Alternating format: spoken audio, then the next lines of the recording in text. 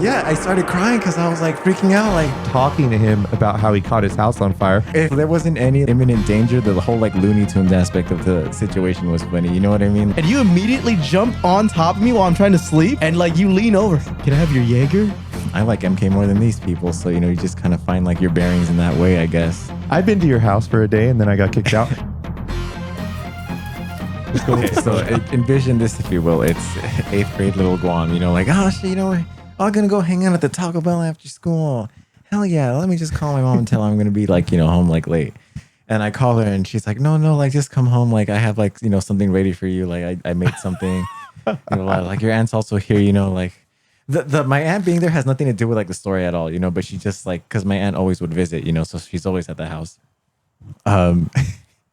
So I'm like, okay, fuck it, I'll go home. So I go home, and then my mom, like, she like shows me the food. It was those cheese raspberry danishes. You know what I'm talking about? Like the Vandicamps on the like the blue white box. Yeah, I know exactly what you're talking about. So, those are so good. You know how much I love my pastries, dude. like yeah. that. So I'm like, fuck yeah, like this is awesome. This is great. And then my mom's like, yeah, like I was looking at like just typing up things on the internet history, and I saw like what you were looking at, like. And then like at that point I'm just like, oh shit, like. And we all know everyone's fear when we were young was getting caught up. Yeah, like at least it wasn't like during like looking at any of that stuff. Yeah, but yeah, she told me that, and I was like, how could you do that? Like you were on the spot. Yeah, I started crying because I was like freaking out, like she's like, no, mijo, like I love you, like it's fine, like you could talk to me about anything. You're my son, we'll always love you. But I'm the one freaking out because, like they found, I mean, I thought I deleted the history, but, like, and then, so let's fast forward to the next day. My dad takes me to Best Buy because I was saving up money to buy something, a game for the PSP. You guys know the Tales of series, the RPG? Mm-hmm. They had one for the PSP, Tales of the World Radiant Mythology. And I was so excited to get it. And after I get it, like, we're there in the car driving home. My dad's like, yeah. Your mom talked to you about about like what happened yesterday and all that. It's like, I still love you no matter what, you're my son, blah, blah, blah. And it's funny because like my dad, you've seen my dad, he's like a pretty big, imposing guy. I had a run-in with your dad. We'll talk about that later. yeah. That was also interesting. So, at the end of the day, I'm sorry my parents love and support me, but at the time it was a very hilarious story. It's still kind of funny to talk about it now, but at the time it was very, very, it was intense. Yeah, I could imagine you were, you didn't want that out there, and it's hard to explain. Yeah, it was the late mid 2000s. Things were different back then. Yeah, they used to. No, I was gonna say something like totally out there. Like they used to like tar and feather you in the streets, and they'd like write slurs on your car and stuff like that. Yeah, you were protecting yourself. Yeah, I mean. And it was great to know that you had people supporting instead of like, because some people experience the not so support. Yeah. So that you had a good story. Yeah. No, Shout out to your parents. Really. Yeah. Yeah. And then the run-in.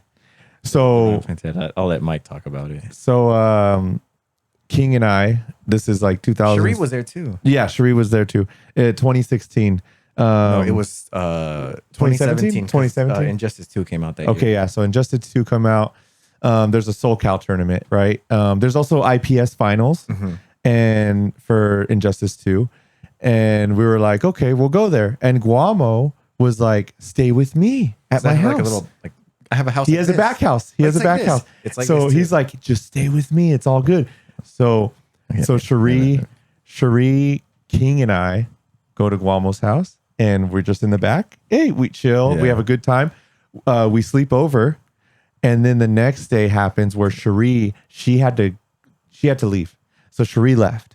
And it's King and I. Guamo had to go to work. So Guamo goes to work. What we didn't know, Guamo didn't tell his parents that we were staying the night. Because he doesn't explain it to us. He doesn't explain it to his family.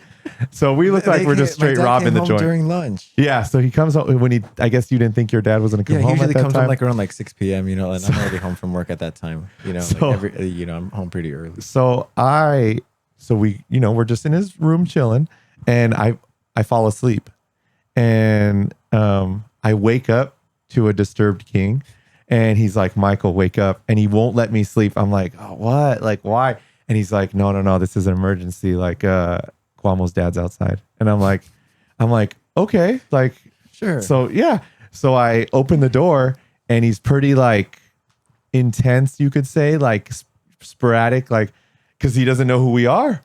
And I'm just like, oh, Guamo. And we're calling him Guamo, but his real name's Guillermo. But like we call him Guamo. Mm-hmm. And I was like, he let us stay. Like you could call him and he's like, he's not answering his phone. Like I didn't answer because I was doing something at work. He's like, who are you guys? Like this and that. And funny enough, I didn't say this at the time. It was really funny. But I had a Michael response almost loaded and wanted to come off my lips. I wanted to say, I'm Guamo's gay lover. Like, let me be.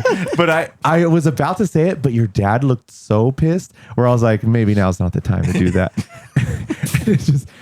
and King was like, okay, like we got to go. Yeah. And this is like, we're pretty far. Like we're an hour away from where the whole thing is SCR and all that, right? So King and I are like, oh fuck, like we got to Uber, like we Ubered basically, but it was just a funny moment of like, because we tried to call you at work, it wasn't answering, it was just a bad situation, and we had to get out of there. And the way I met your dad, he was kind of mad at, like not mad at, but like it was just intense. It's we were just like understandable reaction. It was understandable, but it's funny. He's always the one who. He dropped me off at the bus station to come over here and always tell me, yeah, I'm going to stay at the place at the guy's house you kicked out. Yeah. He always brings it up. And he laughs about it. My dad just goes like, huh. Yeah. So it's funny. So for those that don't know, Guamo, you're staying with me for a week, which is awesome. Your job lets you do that. You work remote, which is amazing. That's always a great time. I know a lot of people with COVID got to experience that and love it. I was going to say, I mean, maybe for the people back at home, maybe we want to explain a little bit about who is our guest today, and maybe a little bit of the accolades. So I like that we started like kind of just with funny stories, but introducing Guamo, the man. So we rarely have an interview with Mortal Kombat. So this is one of the most knowledgeable person I have ever met in Mortal Kombat. Like it just keeps switching. That is the downside of the auto switching, because it does it entirely on audio. On audio. It's entirely on audio, and since we gave Guamo 2 cameras from both sides, it's gonna be like just like flying all over the place. It's fine. So interesting guest today, Mortal Kombat lover, like just like me. I love MK. I've talked to so many people about Mortal Kombat, right?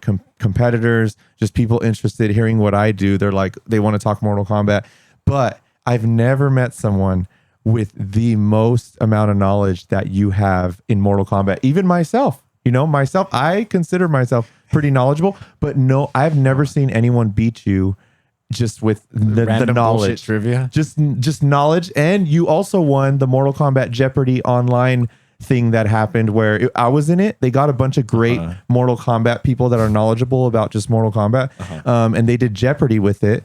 King was on it, Infinity, me, you. Who else was on there? There was someone else. There was a few. I think the host, wasn't it? Yeah, there was a few. But you won it. Yeah, because you knew. I won it, and I didn't even have to look up anything. Yeah. We're not going to blow some people up, but we heard that. Since it was online, right? Everyone's just at home. It was over like a Skype call. It was a Skype call. Was it Skype? It wasn't Skype. People could kind of just like, you're fed the answer. People could just kind of look it up and be like, but Guamo beat all those people. Just people looking up. The only question I got wrong was what mini game you would play in MK2 after you win a certain amount of matches. I think I got that one. I thought it was Galaga. Answer was Pong. Yeah. So you won the Jeopardy that thing. loss haunts me. I will say that I've won more money in MK Jeopardy than I have in playing like competitively MK. So going into competitive MK, the way I met you was 2012 SCR, I believe, right? Yeah. It was SCR? Yeah. Dude, the way I met you, I hear a story that you caught Shoryuken. You caught his house on fire, his kitchen. Right. Not the house, the key. You caught it. I walk. It's an MK party. We're at the hotel. We're chilling. We're all vibing. Tournaments. Yeah, we're vibing, drinking. And I walk out to the patio and I see this guy. The balcony. What's his name? Giancarlo. Yes. Was there with the pizza. He ordered pizza. Yes, it was amazing. Good time. And I walk out and I see Guamo smiling. And I'm like, okay, this guy looks cool. Creature? Yeah, who is this guy just laughing? And who he's laughing at is Shahrukh talking to him about how he caught his house on fire. He was There's like, a lot of words being thrown out here. Yeah, he's like, I can't believe you caught my house on fire. Like, oh my God. And Guamo's just like, and I'm like, this guy looks mischievous. I like it. It was really funny. Once I get down to how the story went down, it was really funny. Tell the story. What happened? We were preparing for SER. And it's really cold, you know, and when you're like in those like shitty old apartments, like the tech is, you know, the stove. And the homie was like preparing, like he was boiling water for something. So he's like, oh, Guamo, can you just like chill here and like keep an eye on the stove like while I take a shower? And I'm like, sure. And I'm out there practicing KOF 13 combos. And I remember it was KOF 13. And like after a while, like I'll get up for like a minute, another minute, like nothing's happening. But then like after a while, like I noticed like why do I hear like water sizzling, you know, like let me check on it. And like the water, cause like, you know how like when water in the fire hits, it kind of like goes up a little bit. Yeah. And I told the homie, he was in the bathroom. He's like, I just knock and I'm like, Chago, his like nickname is Chago. I was like, your kitchen's on fire. And he's like, bullshit. Because that's how I like told him. Like I was very matter of fact, like, cause I didn't want to panic him. You know, you don't want to panic someone when there's a fire going on. But he didn't believe me. And then he just runs out wearing nothing but his towel. And he's like, oh shit. But when he reaches the kitchen, he falls down and his towel falls off. So his house is on fire. He's butt naked. That's a great way to start it. And it's well, it was a water fire. You know, like a water fire. Those are scary. You know, you have to be like, you can't just fucking like. No wait, what is it like? What are the fires where you put water in it? You can't do that. That's oil fire. Yeah, that shit. And like, it was just a time because he was doing that and like, he was putting like the, you know, like a blanket to like smother it, right? And then after a while, he put the water on it, but it was crazy and like the wall got like a little bit black. So there was some fire damage. But to say that I lit his apartment on fire, I think is a little bit of a stretch. Yeah, because you know, there was no intentionality behind it, and I let him know what was going on, and the fire was put out. So, yeah, not bad. The day was saved. And that was just my introduction to Guamo. It was, hey, this guy catches shit on fire. I like this guy. It was funny. It was funny. And then you were laughing just like you are now. Like it's funny telling the story. He falls down naked. Like and it was just, like if there wasn't any like imminent danger, the whole like Looney Tunes aspect of like the situation was funny. You know what I mean? Like put Ed and Eddie sounds over it and like. So we met. That was cool. I'm not sure. How did all you guys meet? Like, what's your experience meeting like Dakota, Atlanta? I don't remember. You don't remember at all? No, just kidding. Can you believe this? What? He doesn't remember. So how did you guys got to jog my memory because then I'll probably remember. Remind this guy what happened. I mean, at least for me, the way that oh God, I'm scared. I met Guamo, it's gonna be like another embarrassing ass story of me like just fucked up. No, it was like, dude, if we started throwing those online MK1 tournaments. I thought you meant like physically, like a physical meeting, like that's meeting. My meeting you. Oh God, I'm sorry. So he probably met you prior to the MK1 tournaments. For me, you were just some username. Yeah. Yo, it's Guamo, and then like Michael. Every time Michael would see your name show up, Guamo, put him on stream. Yeah. Michelangelo would get all excited and stuff, and I was like, oh, I wonder who this Guamo person is. Yeah. I'm really excited to meet you one day, right? And then I don't know if it was. I don't think it was Evo. I think you just came over to visit, just in the same way. And I was it just last like, year? Yeah, in February. Yeah. You came over for a little bit, and I just remember being like I don't know, like when I originally met Michael, I was like very starstruck. You were like the only person, right? But then when I met you, I was just like, oh, who the fuck is this? It felt no. It felt like the opposite, where I was like, yo, this is just some new person I'm gonna fuck with like super hard, right? Like I just can't wait to like put you through some bullshit. And I'm gullible. And funny enough, like you were taking like everything in stride pretty well. Like you were just like you rolled with the punches. So I was like, yo, I like this guy, dude. This fucking the stories we could say, like. Life has a way of punching at you, so you know what I mean. Like, I never like felt like any sort of like bullying or like hazing. You know what I mean? Yeah. So, growing up in like certain areas and certain things, you kind of like I said, you roll with the punches. It's bantering. I mean, like knowing this fucker for like how fucking long, you know. Yeah. Oh, you should have heard last night because we started playing the old MKs, and he's starting to realize like how I'm OG MK player, and like I'm teaching him stuff, but like we were competitive at first. And Cherie even was like, God damn, Michael, like how much I was like talking shit. She was like, Michael's spicy tonight. And like, but Cherie was hearing it too, because I was in that mode of like, we were playing 25 matches, right? And I was in the mode of like just wanting to rip anyone's head off. And I mean, like, it wasn't anything like outrageous. Just like, you know, I got hit by like a combo, like I'd lose, and you'd be like, yeah, get some. Yeah. It was, you know, like. But even after the matches, it was like I was like starting to talk some shit, and Cherie was like, hey, but then she'd get in it, so I was like, what? You want some too? Like, it was just some funny shit. No, it was fun. It was really fun. But so what about Atlanta? Yeah. I really want to okay, hear this. you don't remember my first experience for sure, but this was Evo, I think 2016 roughly. Oh God. Yeah, okay. So I think this was actually when Michael was part of Yomi at the time. So I was staying in a room with my buddy Miggs, and I think you guys all came to go visit Miggs. And I'm like trying to get some sleep at the time because you guys were all kinds of messed up, right? Yeah. So you guys are drinking. I hear like I'm trying to sleep because I'm like I have pools in the morning, and I hear we're out of alcohol. The only thing we have left is this Jaeger. And I hear Guamo say, "Whose Jaeger is it?" And Miggs just points at me trying to sleep. It's Atlanta's. And you immediately jump on top of me while I'm trying to sleep, and like you lean over. Hey, can I have your Jaeger? Dude, and I'm just scary. like, I look at you and I'm so like, sorry. you know, at least you asked. And I'm like, yeah, you can have it. I'm so sorry. That was No. Honestly, Guamo. that was funny as shit. I know, but like, just thinking about it, like, if that was me, I would not react the same way. No.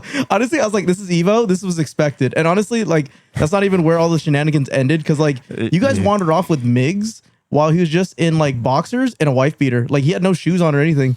And like, I hear the door slam and I don't hear Miggs anymore. I'm like, wait, what? And I get up immediately, run out of the room immediately. I'm like, Miggs, come back to the room. He's like, huh? He's like out of it.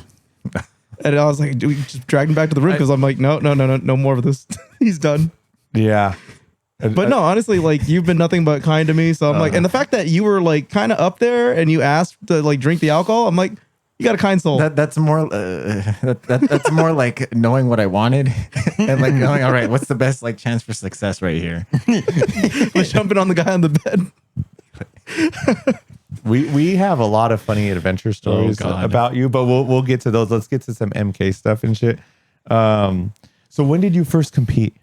Like at a first like actual like fighting game like event, November 6, 2011, EGP Thunderdome 3 in Walnut, California. Oh gosh, it was amazing. I literally got tunnel vision the first time I played. You know, you just get so nervous and so scared, and like, you know, I was hyperventilating. I was like, oh, you know, and now look at me now, jumping on like people's beds, like, hey, can I have your alcohol? Like, let's run the set. But it's, you know, it's just more like realizing that, you know, going to these tournaments and all that stuff, it's like, I like MK more than these people. So, you know, you just kind of find like your bearings in that way, I guess, you know. But yeah, that was like my first like actual like competitive like tournament. But I've been playing MK my whole life. It was my first video game that wasn't like Super Mario, you know, because like how everyone fucking first video game is like something that like their parents own or their family owned. You know, it was our version of Roblox back in the day. You know what I mean? Like that shit was everywhere. But no, me, MK, and just wanting to like find, how do I find stronger like players? Because, you know, beating up after your cousins gets tiring after so far. I don't know if you guys remembered when PlayStation Network went down in the spring of 2011. It was literally the day after MK9 came out. Like, so PlayStation Network died. So I couldn't play anywhere. So I'm like, fuck, I gotta like, where can I like find strong players? And it's just, you know, one thing led to another. I found out where like all the locals were at. I mean, I'd go to like little hangouts, like little like level up sessions, but those were never tournaments. So, you know, the first tournament one was, I have it. Where's the camera so you can like zoom in? Yeah. Ooh. So he put the date. He also has an MK tattoo like me, but under the MK tattoo, he put his first competitive date. Yeah. The date that he just described to us, it's dated in Roman numerals, right? November 6th. Oh, that's so cool. 2011. Because I was like, I don't want to, Oh, it's actually on this game. It's like it's hard to. Don't worry, I can switch it manually. we'll get it. You know, there we go. No, We'll get just it. to like, how do I like? Oh, it's Queen way. There you go. You Here, might have now to it's locked stand in up. manually. You might have to stand up and because it's Here, upside down. Better yet. Number three might be just better for you. stand up and like just- kind of number 3 looks just because it's like upside down. If you do that, 'Cause, you like, got to show them the you other know, way. like, Put it's- your hand down there like that. But it has to zoom down. Damn it! It's Down, not. down, There you go, down. like that. Yeah, There we go. yeah. I mean, you can see it right there. We just need a little taste of it. But yeah, trust the us. angle is annoying. Trust us. Beautiful tattoo. If you didn't see it, Follow my Instagram. if you guys Twitter, didn't you'll see it, he put the date on it and Yeah, everything. because I mean, everyone's getting an MK tattoo. I love MK, Yeah. so you know I'm gonna get the thing. And What exactly? How old were you when you got that when tattoo? I got it in 2015. If you got it in 2015, that's when Slayer got his, I believe. I think I got mine before his. Oh yeah. I think I got mine in. Let me check. Michael, you when gotta did you check get it. your tattoo? 2007, Consult I think. I was 19 years old. First tattoo I ever got. My sister was a tattoo artist, and one day I'm nice. sleeping in the bed, and she throws a piece of paper at me. She crawls over and she's like, "Hey, can I tattoo you?" she did the me. She wanted to. She wanted to tattoo me, and I'm 19 years old. Never thought to even get a tattoo. And she throws a piece of paper, and she's like, and I look at it obviously, and it's the Mortal Kombat symbol, and obviously Nice. I love. She She's knew the one I who loved did it? She didn't do it, but she knew I loved Mortal Kombat, and she's like, she didn't even ask me if I want it. She said, "What size?" And I was just like, and she had like 3 different papers, and I was like, okay, that one. And they just grabbed me and drove me to a tattoo shop. Not even with me saying I wanted a tattoo, but I'm there and I'm kind of like, all right. Like I just thought of it, and I'm like, this is before Mortal Kombat versus DC came out. So this is like, when people thought that MK was truly dead, 'cause almost Armageddon dead. came Yeah, out. Armageddon. I was talking to Guamo yesterday. When I bought Armageddon, as the game crazy guy, the front desk was handing it to me. He's like, "Hey, this is the last Mortal Kombat that's ever going to be made." Like he just had to say that. Like, and I believed him as it's 2000. I remember where I was when I first heard of that. It's like and you our heard it too, right? Yeah. This was the thing people were It saying. was our version of where were you when Kennedy got shot? It's like, where were you when you found out that MK Armageddon was the last one? For me, I was at my cousin's house and he found like a video game article that showed like off the conquest mode, and they were saying like, yeah, this is like the end. Like we're gonna kill off a bunch of characters. And not to anyone's fault that Armageddon, they were promoting it as the end because the pyramid, everyone's dying. Like it's the end at But like also just midway, like how they were like they doing were at the going time. under and shit. So yeah, I was pretty young when I got it. I was not 20 yet, so that was pretty interesting, and it started my tattoo addiction and stuff too, which was Yeah. awesome. But I found the date for my tattoo. It was June 13th, 2015. So it was 2015. 2015, Yeah. damn, when MKX was out. Yeah. Yeah, it was out for a couple Yeah, months. the MK craze. I mean, it comes in waves. Yeah. Oh, it does. It does, to be honest. Yeah. Like sometimes it like right now, it's like MK1 kind of disappointed us. It's going down a bit. You stayed competing pretty hardcore. I mean, like I said, I love MK so much. I want to play it always, all the time. I respect that. oh yeah, it's very respectable. Like I mean, yeah, that's why I still go to like Evo and like all that other shit. Honestly, like, dude, your opinion mattered so much to me at Evo last year, Evo 2024. Wait, what did I say? So I came up to you and I was fucking irate with like, NetherRealm and MK1. Oh. And I was like, Yeah. dude, fuck this game, dude. Like, why am I going to sit here and why am I going to try to compete in something where it's like, Yeah. I haven't been playing it. I signed up Yeah. for it. Very similar to all like the noise that I said about Street Fighter 6 this year. But like Mortal Kombat obviously meaning like a lot Yeah. more than me, right? Yeah. So I just like came up to you and I was like, if I have to ask anybody, it's just fucking Guamo, dude. And I Hell was like, yeah. Guamo, I'm gonna be honest with you, dude. If there's anybody I want to ask, it's you. I said, hey, I know for a fact I'm not gonna have fun. Should I still compete? And you just looked at me. You were like, no. Yeah, like yeah. God, I just imagine not having fun competing, and I'm like, ah. Ugh. Just imagine that. Imagine going to a tournament and not enjoying it. I mean, there's shit like that's bad about every tournament, like if you think about it. But like if you're going there for a game you don't play and like your friends aren't even there, and it's like, what am I here for? Like, why? So it was just like, if you would have said like, yo, Dakota, don't be such a bitch. Like, just get in there, right? Like, fucking, you love Mortal Kombat. You got to at least compete in it once for the lifetime of the game. I would have been like, you know what? I'm gonna get in there and I'm gonna get my teeth kicked in. But you were just flat out like, no. And I was like, damn. Yeah, Guamo could do that to you where it's like, it's because some people would say, Dakota, like, come on, live the dream, man. And you're there suffering. Like, tell them that. Like, and if it's like... Guamo's called me out on a lot of shit where it's just, you're real, and you kind of just call it how it is. Like, hey, just... I mean, I feel like either situation can work, but I feel like truly, like, what you wouldn't... Because, how do I put this? Like, you have a lot more on your plate than just competing. You know what I mean? Yeah. And like, as someone who's doing like all this, you know, all of this, do you really want competing? Like the thing that's supposed to be fun to be the shit to piss you off? Like, yeah, it can already piss you off. Like, competing can be annoying. Like, paying so much for Evo, like, goodness gracious. Yeah. Yeah. And so talking about Evo, how was your Evo experience this year? Evo. Yeah. I mean, I love all the tournaments. Like, they're always fun.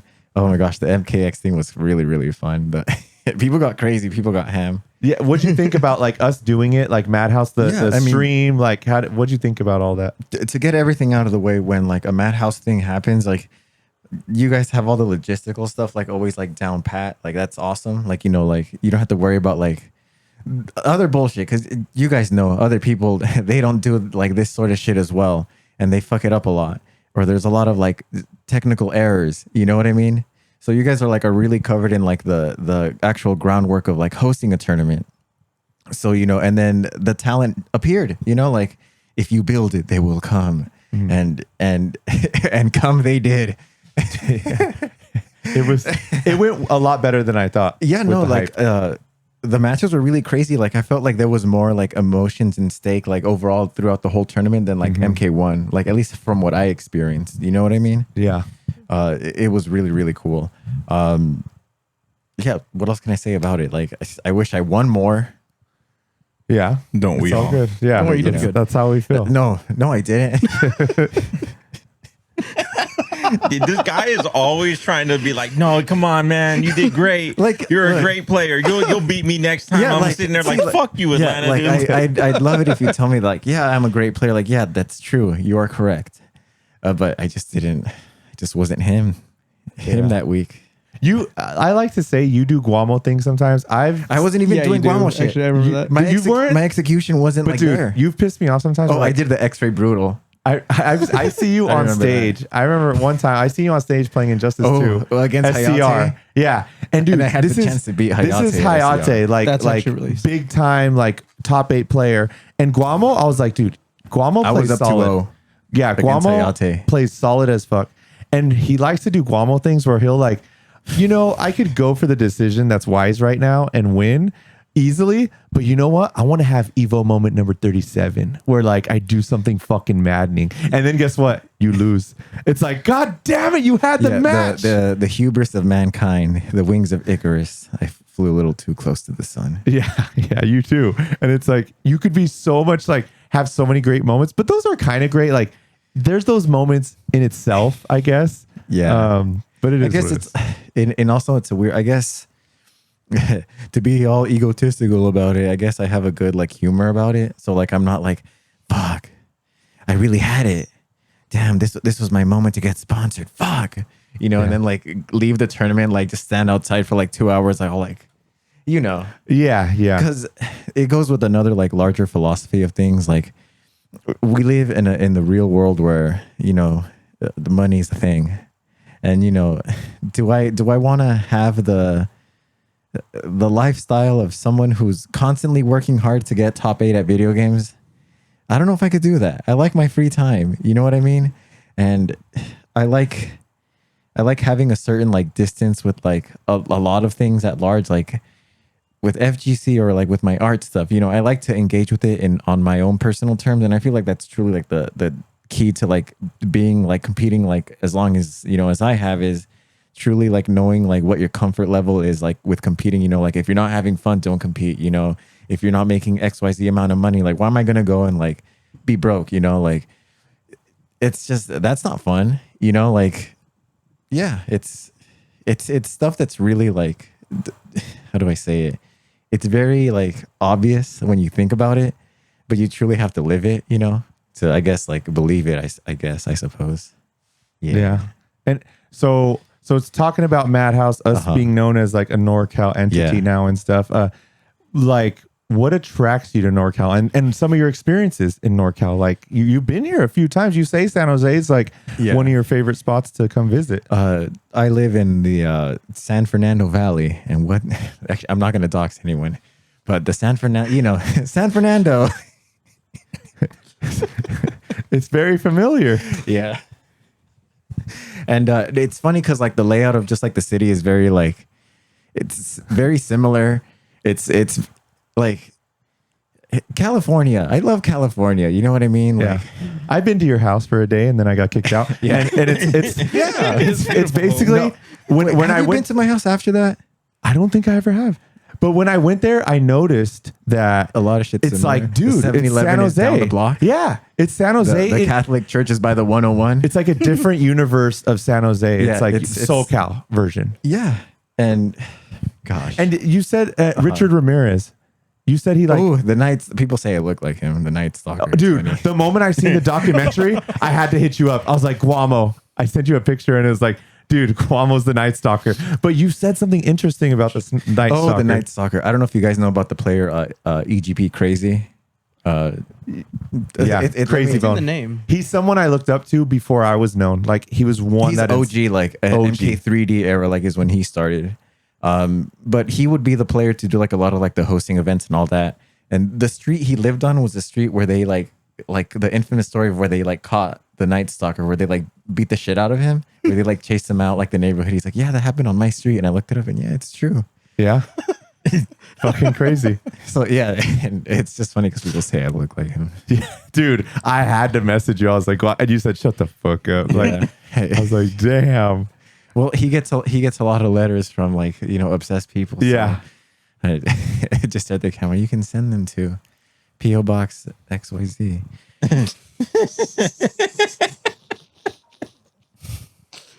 You guys know about the story of the Night Stalker, Richard Ramirez. I've definitely heard the name before. The Night Stalker. Look him up. Just I want you to like look him up and like react to how he looks. You want me to look it up right now? Yeah, like okay. Atlanta's looking him up. Atlanta, you look it up because Atlanta can read and I struggle.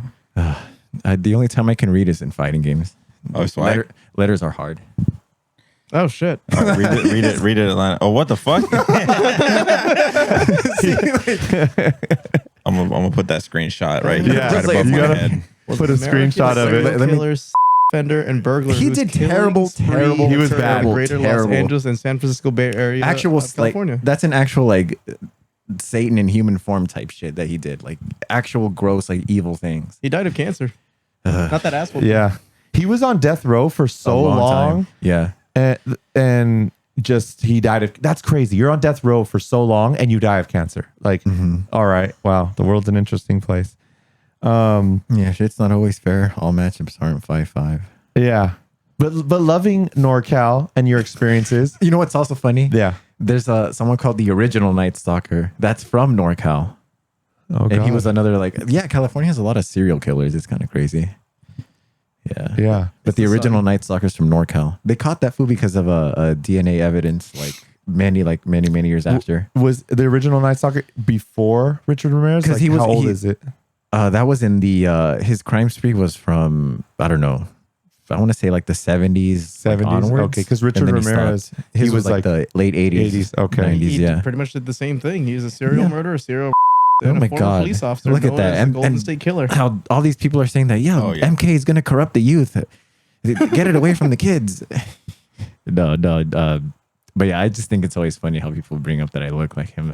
I guess the phenotype of that is there. No, that's crazy. But yeah, we managed to like tie it to MK somehow. Yeah, the street where the Night Stalker got bodied was where I would go to like MK level up sessions back in like 2011 through like 2013.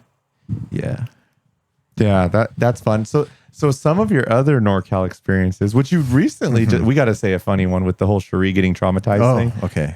We went to Castro Street. That just sounds bad, just bringing it up like that. No context. But it ties back to the opening story. Yeah.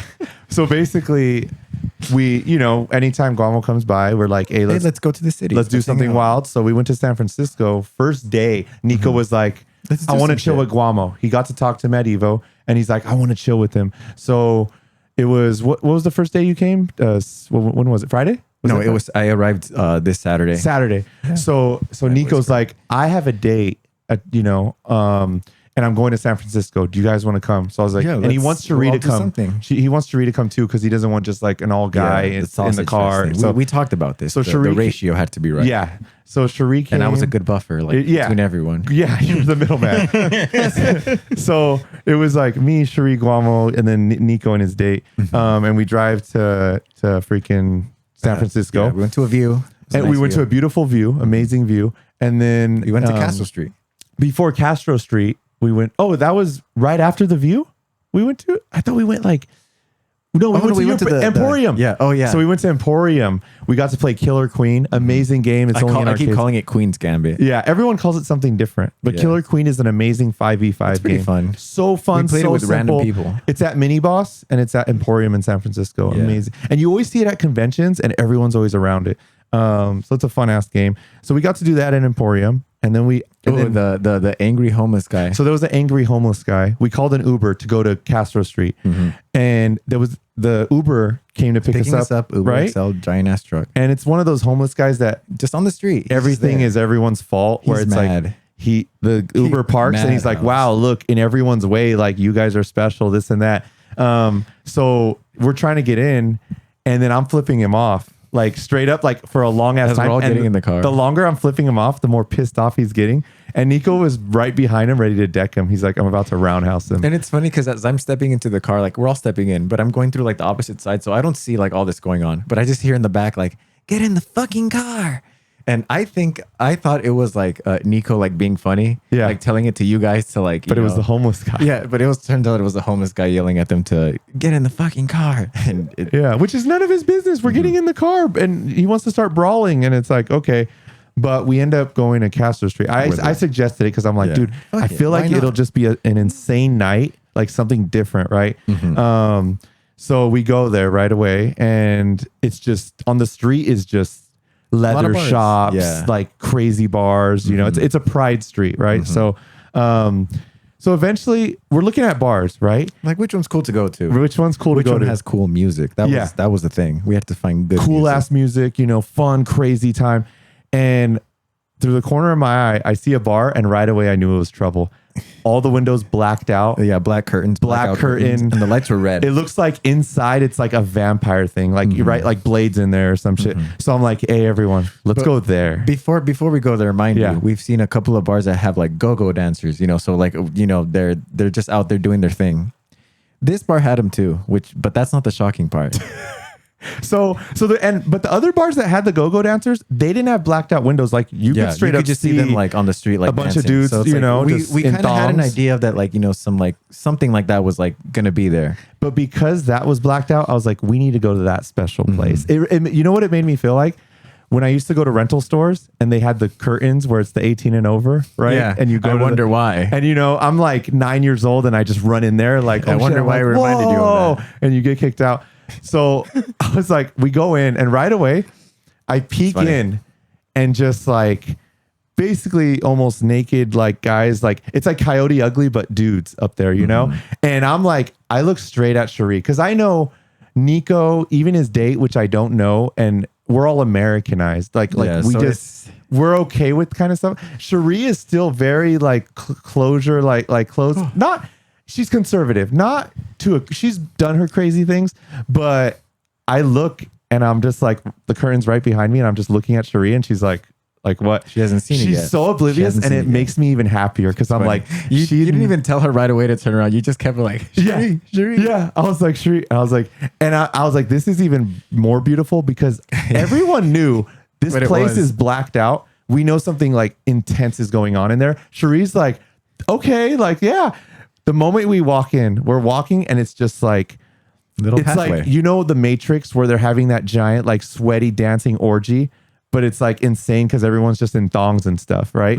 And we're walking through it. I'm like, we're in, and Cherie's in, and you know, she actually we're vibing like to the music. we're walking to the end of it, like we're walking through everyone, right? Bumping into people. Oh shit! Like okay, there's hair just like on our face, hair bears, you know, like the hairy chested men and stuff. And we're just like, oh my god, this is when it was gets very leather daddy bar. leather daddy bar. This no, but dude, the music was so good. Good music, always good That's music. what I was hype about. They were playing like the kind of music that you hear at those bars, that like Mortal Kombat music. Yeah, badass. Like very industrial heavy, like heavy on like the dance beats. Like Yeah. Okay, I fuck with that. So it was sick, but we get to like turn around. the end, and we turn around, and I see Cherie's face, and she has the most shocked look. She's looking up, and I'm like, I look Willem back. Dafoe meme. I look back, and I don't look up. I just look back, and I'm like, oh, she's probably looking at the dudes that are all on the bar. But I look at her, and I'm like, oh, like, and she looks at me, and she's like pointing up, and I look up. And then I realized on all the screens, just gay porn is being shot, like straight up. And it wasn't even the good kind. the moment I looked, they're straight up in the act of like finishing, you know. That was, and I'm like, that was a funny holy timing. shit! Like she saw the finale. Yeah, Cherie seen the finale where she's like, she looks at me, and I'm just like, holy shit! And then everything, like, we go to the end of the bar, right, where we're trapped now. Yeah. And the exit's far away. And I'm like, we come to the realization where we're starting to see like the finale, and all the sweaty bears around us are like, they look like they're wanting to finish, you know? And we're just like, and Cherie's just like, because they're just like dancing like in the club, how everyone else dances in the club, just on each other, like dry humping pretty much. Some are like hypnotized by what's happening on screen. And Cherie doesn't even say anything. She usually will tell me if she's not enjoying something, she'll just be like, hey, like, let's go. But it's beyond her beliefs, where she just straight up's like, I need to leave. And before I could even say anything and grab her, she's like, vroom. She's out of there. And I'm just like, okay, time to go, guys. And we're like all going, and obviously have to get through everyone, right? And everyone's foaming at the mouth. And she also said that like it was intense for her to see the guys like looking at me like a piece of meat. It was just pure, like, I mean, obviously it was like a gay leather daddy bar. So it was just like that kind of energy. And you know, Cherie's all about like, you know, her feminine energy and like dancing at clubs for like something lighthearted and fun, you know, like some like disco French, like kind of thing. Like the one across the street. Which was cool. But she's been to some intense stuff. But I think this was like a lot. It was a lot. It was a lot. It was cool. It was funny. It's like, I wanted a different experience. Like, hey, we're all here. We're having a good time. Once that happened is kind of like how we started talking about the story in the beginning. The StayMAD podcast was brought to you in part by Quamba, makers of the Quamba Sapphire. Their first leverless comes with a 12-month warranty, compatible with PS4, PS5, and PC. You can reprogram buttons on the fly, and it comes with a boatload of accessories, including a wrist rest, shoulder strap, and a variety of other different accessories. Check it out at Quamba.com today. Dakota actually got a top 3 with it. Crazy, huh? She was kind of like, we were starting to like, she's like the rookie cop at that point where we're all picking on her, and she's just like, first time at the rodeo. Yeah, she's like, stop it now. Like, I came to dance. Like, what the hell? Like, but it was just a funny moment. That wasn't really a dancing bar. I mean, it's dancing, quote unquote. Yeah. So it was intense. It was funny. Another intense thing that happened in SF was not this time, but like 10 years ago, 2016. We go to SF. This is when I was still drinking, and King was there. We get shit faced with your sister too, and my sister was there. So it was 4 of us. So we're all shit faced, and we start walking in neighborhoods. You know, you guys know MD 2020s, right? It's a type of 2020s. Yeah, Mad Dog 2020. Yeah. That's so we were just pounding that, you know, going ape shit. Oh my god. Yeah. And it starts getting close to the end of the night, but like we're messed up. We're still like having the time of our lives. Yeah. Mike went to a random bar and managed to get us Jaeger shots for free by like just talking to a random group of people. This is a way I used to actually get free shots. I went to like, you know, games like the Giants games and stuff in SF. I would go to bars and deliberately look for like Giants there used to be Super Nintendo, like Street Fighter, like at the bar. And then I would see, there was one time like I would go there, right? See someone wanting to play, and I'd be like, hey, I'll challenge for shots. Yeah. And obviously there's always the like 40-year-old guy that always beat their friends at Street Fighter. So he's like down. He's waving the Super Nintendo controller, and I'm like, let's do it. And you know when they're a casual, when like I'm trying to set my buttons, right? Like I think old school Super Nintendo Street Fighter, the kick is on the R and the punch is on the L. Yeah. I like punch on the R, kick on the L. So just me doing that, they're like, why are you cheating? Like, what are you doing right now? Yeah. And I'm just like, I'm just changing my Yeah, buttons. you getting mad when I switched the run button in MK? Yeah. The exact same reaction. I'm just always getting like, I used to get like a lot of free shots like that, like finding challengers and shit like that. And bars used to always have like a random game that, you know, you could challenge someone at. And a drunk person's always willing to challenge you thinking they're the shit at something. Yeah. You know, that's why we see a lot of fights in SJ and stuff like that. So yeah, I was getting free shots that night. We were having a great time. Great time. But we're walking in a neighborhood. In an alleyway. You know how the streets in San Francisco are like someone's like rooftop is like someone's like backyard kind of deal. It was interesting where like it's an alley where we could walk, but it eventually became a roof. Someone's rooftop. So we like, oh shit. But see, our dumbasses, if you're sober, you're gonna be like, we gotta turn around. We were like, oh, we're in adventure we came mode. too far for this. We gotta go where it can take us. Yeah. So we started eventually just hopping on people's roofs. Like it became like, let's get to the other end. Basically, we wanted to get to the other end of the block. Deeper. We got like deep into the block. And we got deep into the block where we're like, this is bad. Actually lower than where we started. So we were like, it became roof to backyards. And we got to a point where the fences were so tall and someone comes out of his backyard, right? It's his backyard. What are you doing? He already has the phone talking to the cops. Calling the cops. He's like, yeah, they're right here. This is how they look. And we're just like trying to explain to him. He doesn't want to hear us. He just wants to talk to the police officer, you know? And we're just like, holy shit. So we book it. The problem was King used to have a wrist injury. So these fences are tall. We have to climb on with parkour. You know, we parkoured, jumped the fence. King's stuck there. So he has to get on a bird bath. He jumps. It was not a bird bath. It was a fountain. It was like a bird fountain. The scale is different. It was a fountain. It was multiple tiers. Yeah. So King gets on that, tips it over, like, because he has to jump off of it. We hear the crash of like a broken statue, you know, and we jump over and we all just book it to another bar. We run, you know. It's just one of those moments that's like, oh my fucking God. Like, we didn't want to do this, but like it just ended up like this. So it's like, I feel like it's always funny when Guamo comes to NorCal because we don't do stuff like that anymore. Weird shit happens like that. Like we would go to Santa Cruz on the bus, right? And it ended up becoming talking about Injustice lore. We were hype about Injustice 2013. Guamo comes to. I was talking about Green Lantern. Yeah. So we were talking for a whole last hour on this bus ride to Santa Cruz. We're talking Injustice. It's before it came out, so we're just hype about it. We're like, oh my God, I hope Beast Boy's in it. I hope this, that. When the bus stops in Santa Cruz, out of nowhere, the homeless guy that's next to us sleeping, he gets up and he's like, will you guys ever shut the fuck up? He just said, and we're just like, oh shit. We're just like, dude, bad. You didn't tell us that, like, you know, at this, like, you could have said that at any point, you know, we seen you here sleeping. And he's just like talking shit to us, like calling us slurs and stuff. And I get on the once Mike got up. I got up and I start holding the metal railing and I was about to Liu King bicycle kick him. I remember. And Guam was like, whoa, stop. Don't do this. And he's like, chill. And he's like, you know what?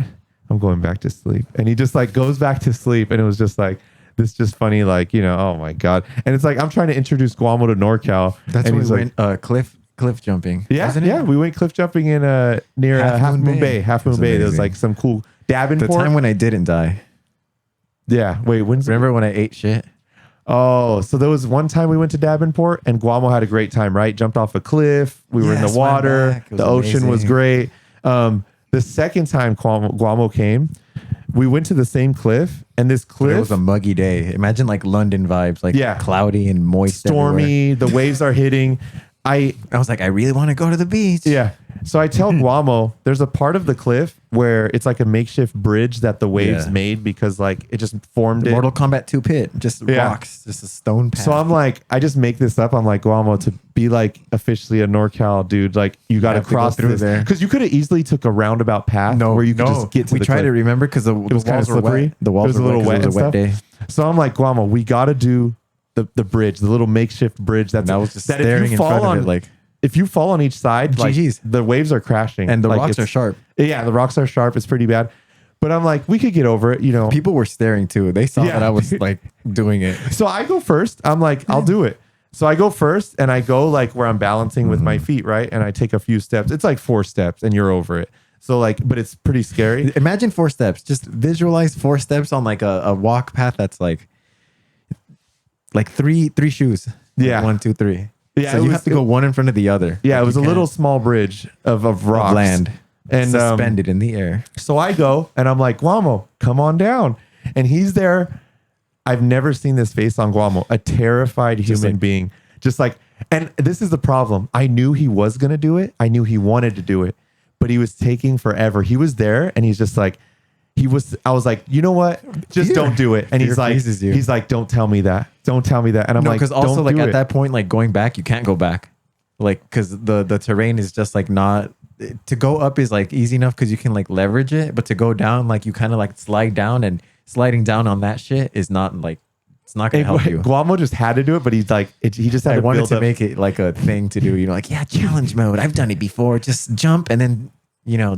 So this is his bright idea. After like 10 minutes of waiting, It was not 10. It was like 15. 15. It was a lot. So he finally does it, but he thinks Michael did it in 4 steps. I'm just gonna do it in one big giant leap. 1, Like 2. like he took 1 step on it and jumped away. The problem was everything was like mossy, right? So when I stepped, I slowly got to the other side and I was safe. It's like a giant platform, so there's lots of room on it. When he stepped, he jumped to the other side, straight up slipped on the moss, both feet in the air. You know that SpongeBob meme where like he slips on the frozen floor and he's just suspended in midair? Dude, and I see this fully. He slipped both feet directly in the air. His ass, dude, all the rocks are jagged. His ass just straight up, bam. And I'm like, holy shit. Dude, right away. The shock hit first more than anything. One of my top 10 laughs of all time. Like it was hurting me.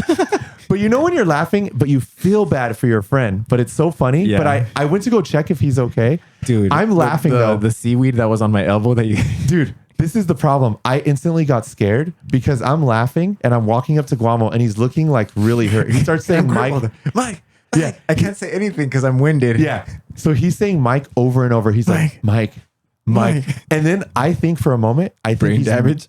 I thought he was more hurt than what he was. There was a piece of like seaweed on his finger. And what I thought happened, I thought I seen a broken bone and bone sticking out of his finger. And I go from hella laughing to like, we got to go to the hospital. I was like, wait, Guamo. Like, what's that on your finger? And I thought it was straight up a piece of jagged bone just outside of his finger. And then I look and it's just a seaweed. So I'm like, I started laughing again. I was just like, oh my God. Like, cause just like I seen the jagged rocks, like straight up him ass plant on it. Boom. And I was just like, once again with the Looney Tunes shit. It was just straight Looney Tunes shit. Yeah. So yeah, NorCal's always a den of adventures, not even half the shit. Yeah. We have some stuff we can't talk about, but and then That was the stuff we could talk about? I know, right? No, trust. That's like the safe version of the story of like all of them. Like you guys got like a good 45% of like how everything went down. But you know, you guys got the most important part. And the good thing is we're all safe. You know, no lasting injuries. I mean, sometimes I still get scared of like slipping and eating shit. You know, but it was a good time. Something that was great that you got to witness last night. That was amazing as well. The gay porn. No, we're over that. I wish Cherie was here because that joke would be so funny if she was here. Cherie was always like, "Shut up." Yeah, it was her stash, but she was shocked because it was her videos. They were she saved on her book. We were talking shit about with her. It's funny when you talk shit to Cherie and she's just like so like defensive. No, she's over it. But she really likes you to the point, like she understands. This is the thing. We went to go see Weapons, right? I, for the life of me, cannot get Cherie to go watch a scary movie with me, even if I know it's good. I'm like, it's not about the scary movie. It's about how good this movie's going to be. What happens? Guamo comes, convinces her. It's like Guamo has that like appeal to Cherie where we both like her artsy stuff. Yeah, they understand each other in a way where it's like, I'm just glad. I'm just like, what the fuck?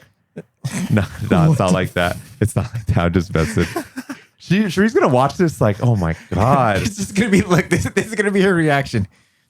Michael. Yeah. How many times has she done that where she's always so does that over shit. like all the shit that like happens. Yeah. And like she'll be like, oh my God, you the head shake, like Yeah. you like, oh my God, I can't believe you. But something you got to witness, which I think a lot of people watching right now that's interested in Mortal Kombat and back in the days and stuff, the phone call that happened last night.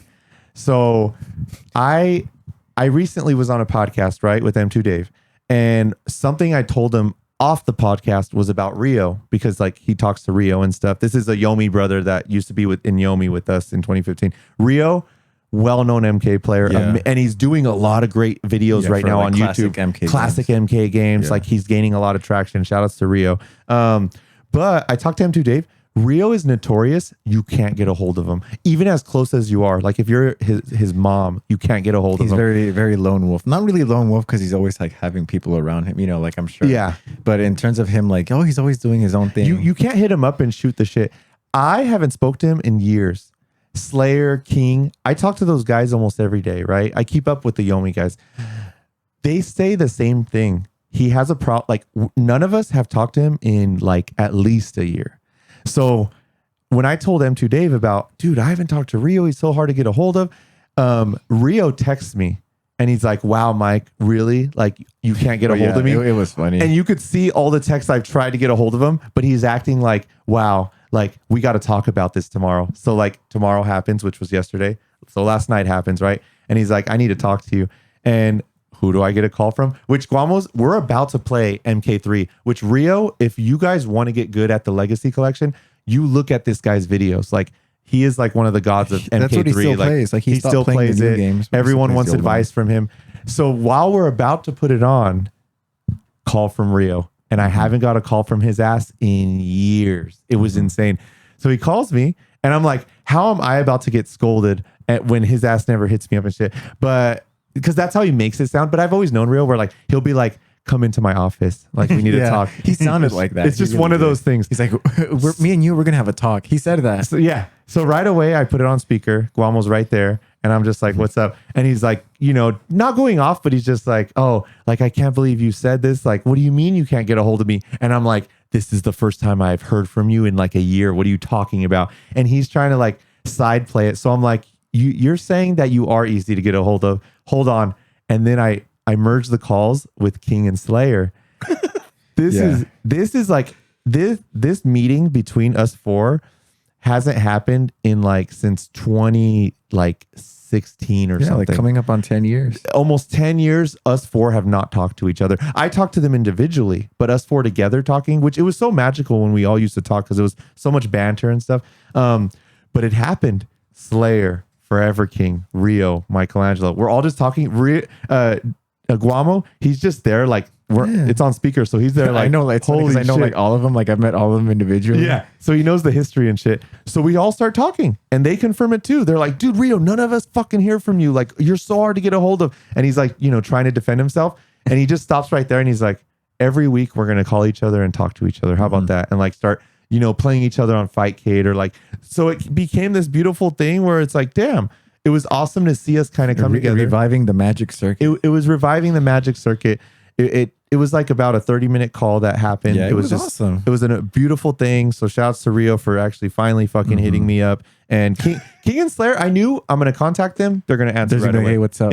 King was about to like knock out. Yeah, you could tell King was like, hello, because he's in Ohio, right? 3 hours ahead. This was already like 11 midnight, p.m. like getting to midnight. Yeah. So it's like, it was cool. Still answers, right?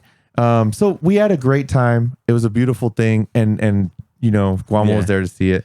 It was just fun. It was super hype. Pure MK concentration. Like there has never been like a greater like suppository of like just MK knowledge in like one room. That was the beautiful thing. It's like, you cannot fuck with a more knowledgeable like cast of characters, whether it's, do you want the fighting game strategy knowledge? Do you want the history, the lore, the story knowledge? Like what are you trying to get here? And Cherie, she's in the background just like, I'm tired of hearing about MK. Like, what the fuck? We actually, a funny story with Guamo, which another one. The moment I realized I love MK a lot is I'm on the phone with Guamo. Cherie's like laying on the couch, right? It's a regular call with Guamo. What's a regular call with Guamo? 3 hours of talking about Mortal Kombat. Like, that's just how we talk on the phone. And I didn't realize, like, I knew how much I love MK. I'm like, fuck, I went to tournaments, this and that. But like, Cherie didn't realize how much I love MK. And she's laying on the couch. I'm talking to Guamo like we're two little schoolgirls about Mortal Kombat. 3 hours go by. I hang up the phone. Don't even like, Cherie's in the pitch black, right? Laying on the couch next to me. Like, and out of nowhere, it from day to night, like, you didn't even notice. And I'm just like happy, like hang up the phone. Out of nowhere, it's quiet, dead quiet. And I forget Cherie's even there. And I hear, you guys fucking love MK. And I'm just like, what? And she's like, no. She's like, I knew you liked MK. Like, you have a tattoo. And I'm like, yeah. And she's like, dude, but that's all you talked about for 3 hours, Michael. Like, come on. Like, when does it could have end? been more, but we just got tired. Yeah. And I was like, we weren't what do done you mean? talking about Like, everything. Cherie, you met me through MK. Like, what are you talking about? And she's like, dude, I did not know it was like this. The Like, funny this thing is about that insane. conversation, I remember, because we spent most of the time talking about like, like just old MK stuff, because MK1 was on the horizon. So we weren't even talking about like new MK knowledge. This is just nothing but regurgitated like, hey, yeah, like XYZ, like that we haven't talked about before. But yeah, so like, dude, MK. God, I love MK. Yeah. Even though sometimes we're in periods, right? Dark times, right? Like, you could tell Dakota, man, the reason MADHouse was basically formed is because Dakota's like, NorCal has always been notorious. And I don't know if you could chime in about SoCal's, when it comes to Mortal Kombat only. But NorCal is notorious. The game comes out, there's a boom in NorCal, like right? the first There's month. like it's crazy. Like, everyone loves it, and then it's just like dies. Even the old head show they haven't seen in years. Yeah. And then out of nowhere, it's just like death. Like, people, and it's just like, why? Why does that happen in SoCal for you too? I feel like it happens like a lot. Well, I wouldn't say a lot, because like other scenes like will have like still some life in it. Yeah. Like they'll have their like local little, we still have like local little brackets of like 8-10 people, you know what I mean? But yeah, that really happens a lot, where like it'll be really strong, then it'll die down. But you know, that's what it means to be an MK fan. You know, not everyone's gonna love it as much as I do. Yeah. And that, like, but, Atlanta always loves destroying Dakota, and basically anything, like either he's playing him or just like saying, wow, like, look at the game, like you basically designed MADHouse to be around to support. We want Mortal Kombat to stay in competition, right? And it was just so hard. Like, as much as we tried to promote this and that, it's like, dude, and you said, like, even you said about our stream quality and stuff, we'll baby MK, and just signups keep getting like lower, where it's like, fuck, only like 4 people, right? Dude, we even went to the point that we were having like a dedicated online day. We're like, bro, it's okay, you can't make it out to the local. Yeah, just do the online bracket. Dude, sign up for the online bracket. Face Guamo, dude. It's fucking those who knew about it, and that shit was hype. I remember like the first little like the what would you even call it? Like, remember for the fighting for the points or whatever? Like, you did something like to the belt. The belt. See, like, God, that shit's hype. But yeah, I mean, it's an unfortunate world we live in, where like things are run by numbers and blah blah. You know what I mean? Like, if I could feed the whole world on my love of MK, it'd be possible. Actually, no. If there's like with the esports money, with the changing of hands, if I was the best player, and there's $1 million pop prizes, you know, there's be enough money. But no, like to say, like, I feel like in California a lot, like, NRS games are always like kind of given like the, you know, the short end of the stick, because like, you know, everyone loves Capcom and like, you know, both sides of the coast, so they're like always about that. And then like every other game's competing for like whatever, like other, you know, what would you even call it, like bandwidth, like not internet bandwidth, but you know what I mean, like the space that it can take in the public consciousness can only be so many games at once for people. But that's the thing, though. That's the thing about Mortal Kombat. I was at a house party not that long ago, right? And you know, it's just like, hey, there's a bunch of people who are not gamers there, and they know about Mortal Kombat. And I asked them, I said, do you know what Street Fighter is? They're like, I think, yeah. And I was like, do you know what Tekken is? And they're like, no. It's like, what's Mortal Kombat? They're like, the movie, like the fighting game. And I'm just like, literally people who haven't played games in like the last 5 years, right? Like a lot of like the wives and stuff like that. Every single person here knew what Mortal Kombat was. And that's why I was like, dude, this has the opportunity, like if anything, like it has already the brand notoriety that it's like, dude, if we can get this thing to a level of competition, we can send this thing up into the stratosphere. And yet, like, we just, I don't know, just not getting the support that like I would like. People, it's because it's really going against the grain in terms of like how it is as a fighting game. And like that's just it. Like it's moving against the flow of energy, if you want to call it that. Like it's by design, it's the underdog. You know what I mean? Even though like people are buying it, they're not the competing type. You know what I mean? I think there are a lot of factors working against it to make it in terms of like a mainstream fighting game, right? Besides like all the gore and violence, but it's also just never like the netcode. I mean, well, debatedly, you know what I mean? But compared to like other games at launch, it's like, damn, you guys don't even have rollback. Like, yeah, that was nasty. Like if we have to give NRS something, like they straight up put rollback in the middle of a game's life. Yeah, like MKX. I was a part of the, you know, in MKX, how they had 4 characters for the first the season pass beta. thing. Yeah, I was one of the first because they had Johnny Cage as one of the first 4 characters. Yep. So when I got that acceptance email, I literally posted it on Instagram. That's like one of my only posts on Instagram. Nice. Yeah, but yeah, you get it. Yeah. You know what I mean. Dude, at the end of the day, dude, like even as much like, you know, brand awareness as like Mortal Kombat has and how many copies it sells, how many copies the game itself sells, we are always going to be held back by, we are limited by the developers and what they have as their vision of the game. Yeah. So it's like Capcom is designing this game entirely for they're like, what is this going to look like at EVO? What is this going to look like at high level competition? In Mortal Kombat, you know, we know what we want.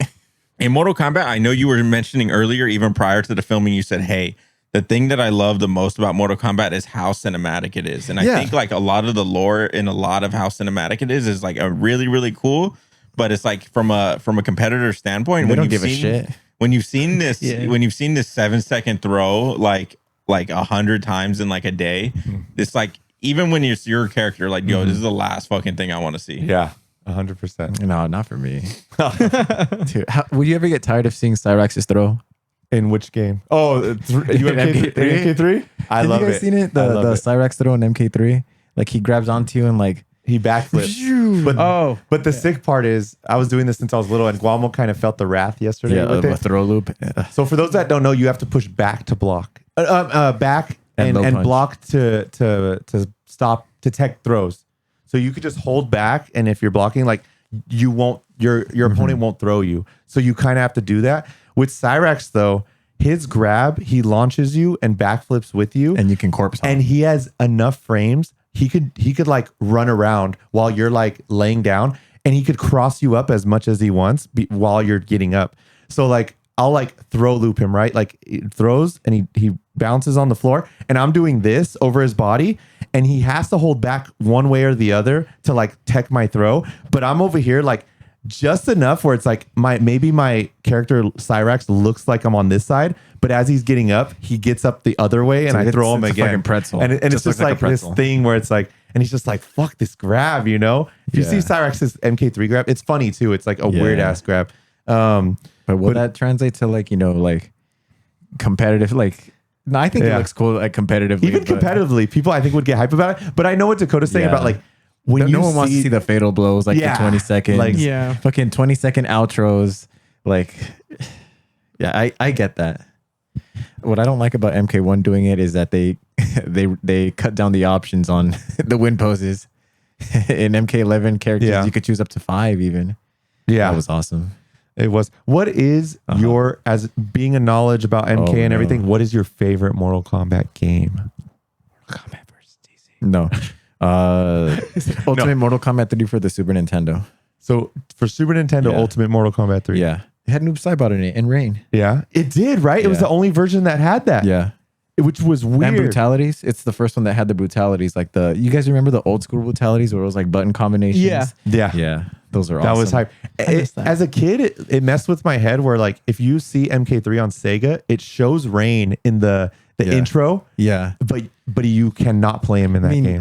MK is always like, if you want to call them NRS, but they've always been so awesome with trolling the fan base. If you look at the intro of Rain on the MK3 screen, he's fighting against Shao Kahn. And like he's dizzy, like a fatality screen. Yeah. But it's not a fatality screen. And the font that says Rain is in a different font. So they knew people would screenshot that shit and like post it online to be like, look, a new character in MK. But if people look at it, they'd be like, oh, wait, no, the font's wrong. And like he's like getting fatality'd against Shao Kahn and you can't play him. So like they were doing fake news back then. You know what I mean? Like That's Like, pretty good. Yeah. And what do MK. you think about the them pushing the Mortal Kombat 2 Movie back? movie? I think they did it to fix the Baraka CGI. So this is what That's my Cuomo's been theory. saying. He thinks it's like the Sonic thing, right? Where they fixed Sonic CGI. He thinks that's why they pushed it, because the Baraka. For me, this is my theory, is I think there's something that might be announced around that time. So just to the add to brand the synergy. So just to add to the hype, they're like, hey, Yeah. let's do that. But I'm not totally against, like, maybe they wanted to fix something. I don't know. What do you guys It's think? me being hopeful because I hope they fix that because I don't want to be a doomer. I love a lot of MK things, but You don't like those new teeth? movies. Not a big fan of the original character in that new MK1 movie. I don't mind him, but I'm gonna be sad if they kill him off in the new one because that's just cruel and mean. Because it's like, come doesn't on, he die in the trailer? no, I'm pretty he's sure I fighting. I told Guamo I want him to be praying Some with jobber his- dies. Like I know, like Shao Kahn kills some jobber dude, but I don't think it's Cole Young I would want the intro of MK2 to be Cole Young getting murdered. eating dinner with his family. They're saying grace, and out of nowhere, just the door gets kicked open, and just fucking ninjas come and just beat the shit out of them, kill them all. Like, No, if you guys remember the plot of the 2021 one, that's try saying that 5 times fast. Cole Young is with his daughter's sister, a younger like child, and they're like at a hot dog stand or something outside, and they're eating, and like Sub-Zero shows up and like starts raining hail on them to like try to attack them. So like you want the same thing to happen, but like you want them to die like of it. Like you want them to be like enjoying like a nice like moment and then just get ambushed by ninjas. Annihilated. Violently. Yeah.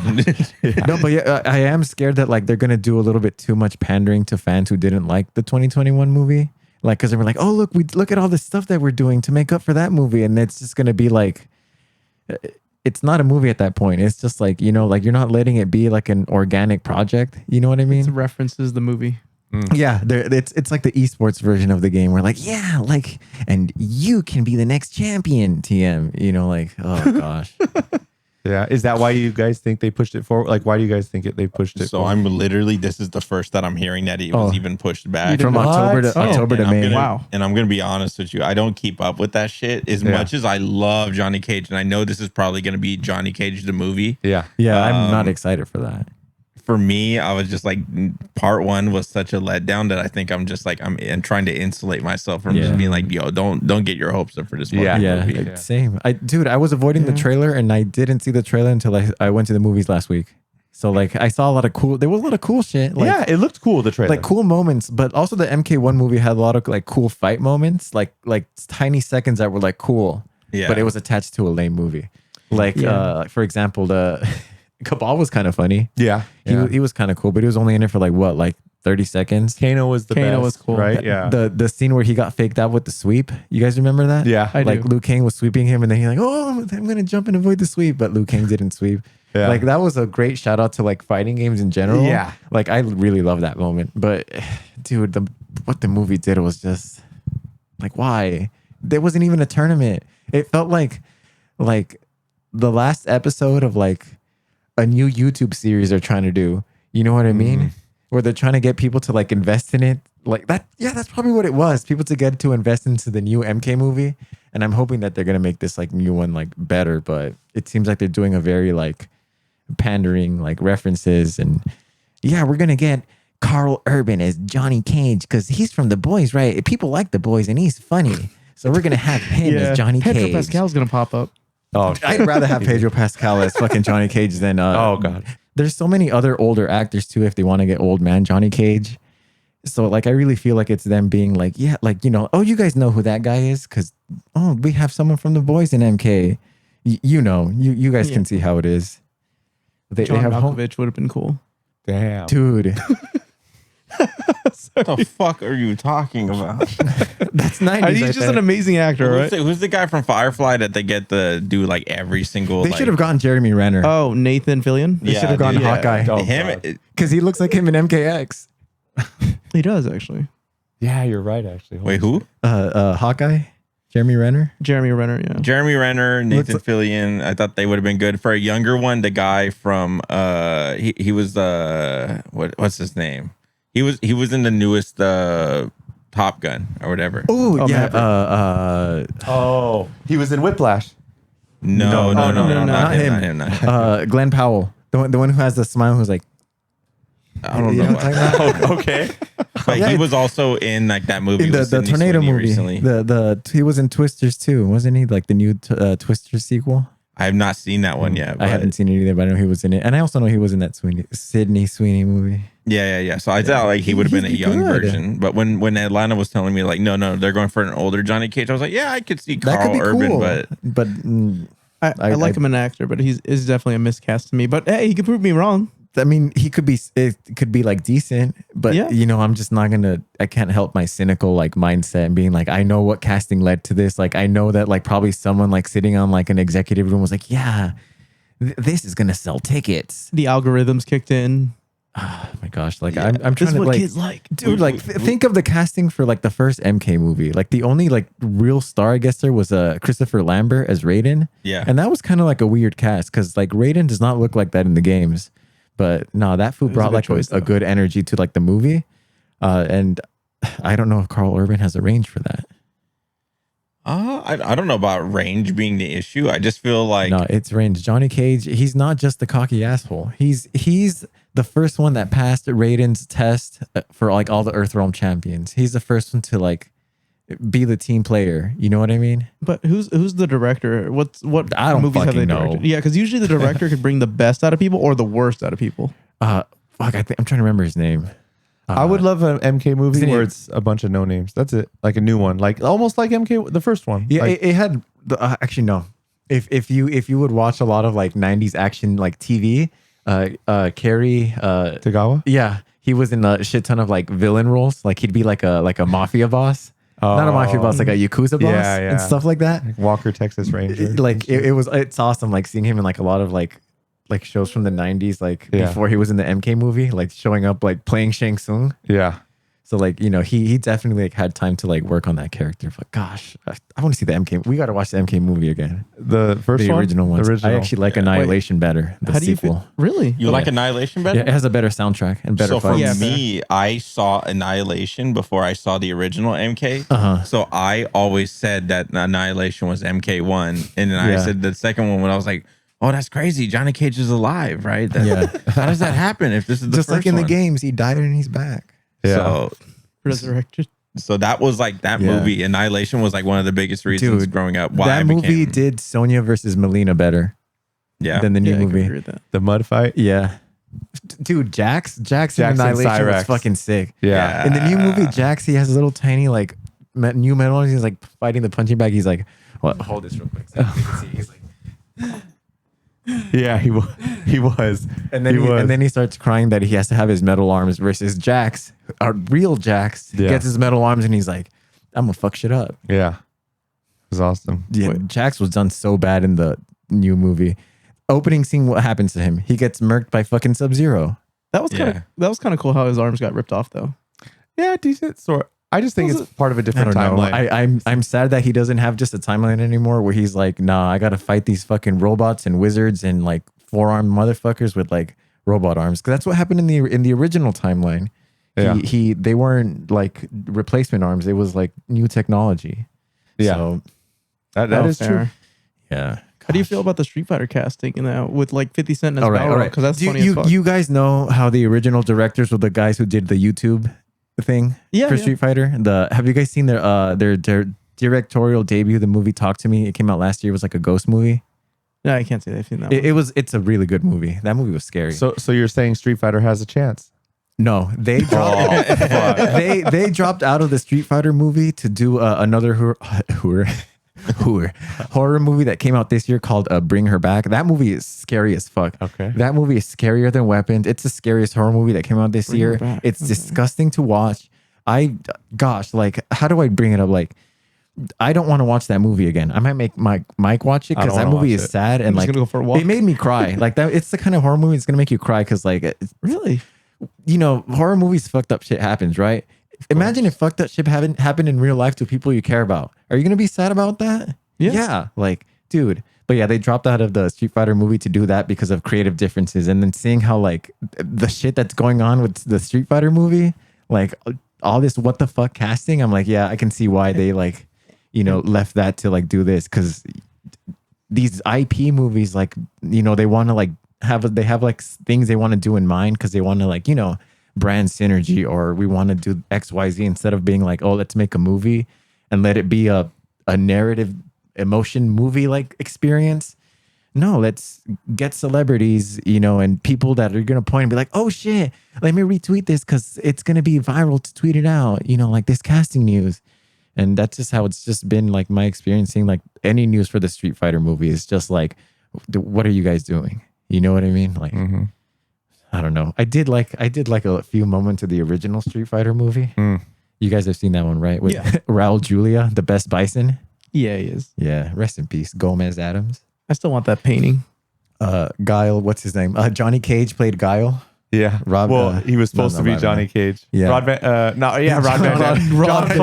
Jean-Claude Van Damme. It was a Van Damme and they did the splits. Yeah. If that narrows it they down. both did it. That's funny.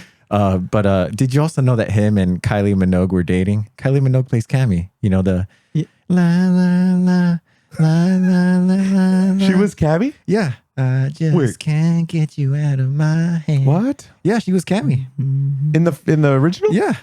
Oh damn! I didn't even know that was her. Was she in the movie? She was in the game. I don't remember. Oh, the game movie. Yeah, Street Fighter. I think it popped up all at the end, but she didn't really get that big of a role. Dude, look at Guamo, dude. The lore master be like, bro, this person was dating, and then this. And not even just Mortal Kombat. It's just random bullshit. No, fighting games are cool. Like I really love fighting games, but you know, MK is always going to be my little like. I love it. Yeah. It's like MK, an Abyss, and then KOF, like SNK games. Yeah. What's the best KOF? 2002 Unlimited Match, I guess. But my favorite is Vanilla 2002. But if you want to go like best like KOF experience cinematically, that's KOF 2000. KOF 98 though might just be the best like pound for pound. But like if you want to play like a modern like KOF game, not 13. I'm shocked you don't say 13. That's considered 13, one of the best. Dude, that game. If you want to talk about, I remember like the whole development of how KOF 13 came to be, because pretty much, do you guys even remember KOF 12? Yes. I don't want to. Right? Yeah. It's basically like KOF 13 beta. Yeah. That game was in development for like so many years, since like KOF 11 came out 2005. So it was in development since like after that. And it takes them. I had it. Like that's when Ash came out. Yeah. No, he came out 2003. Oh, yeah. It takes them like 2 years of like labor to draw like one character, like in the KOF 13 sprite style. So like that bankrupted SNK like a motherfucker, like just like dedicating to that. But that's not my main gripe for that. Well, it kind of is. But because they spent so much like time laboring on that, movesets were cut down for characters. So like they do not play like how they used to. Like you play them and like, what the fuck? Why does everyone play like with a fireball and like a DP and like that, like in this game? Like it does not feel, I mean, it does feel like KOF because of systems, but like all the characters feel so watered down. Like it's hard carried by like the long combos, I guess. Yeah. And like the art style. And it's really good, but actually I was going to say, oh, it doesn't have any good netcode, but they recently released the global match, the Steam version. And it has all the nifty, like modern, like netcode stuff. So it's really good to get. But yeah, KOF 2002 Unlimited Match, then KOF 98, 2000, Vanilla 2002, and then 99, then maybe 13. That's my order. And I liked how you're in that pose of just like picking your ass and then you smelled it. No, I hope the camera caught that. I thought that would have been funny if the camera caught it. Dude, just zooming in on it. I showered, so it's nice and refreshing. It's clean. Because we didn't even talk about today. What happened? Everything that happened today. We went on a 13-mile bike ride. Yeah, not bad. And we went legs locked up. Oh, I was dying laughing because it happened to my brother where I put him on a bike ride workout and stuff. And his legs locked up for a long time. Guamo went through the same thing. So we're over this bridge. We're about to be home. 2 minutes away. 2 minutes away. It was by like 20. What street was it? Like it's San Antonio, the bridge right there. So my brother and I we're coming back and we lose Guamo. And we're looking at the bridge like, when is he gonna come? Because it's uphill. I get a message from him. He's all, I'm sitting down. And I was like, what happened? He's like, my legs locked up. Like they gave out. Dude, I couldn't even dismount from the bike because like my legs were like just stiffed up. And I had to like sit down like, I don't want to say I collapsed because that makes it sound dramatic, but I was like, ugh.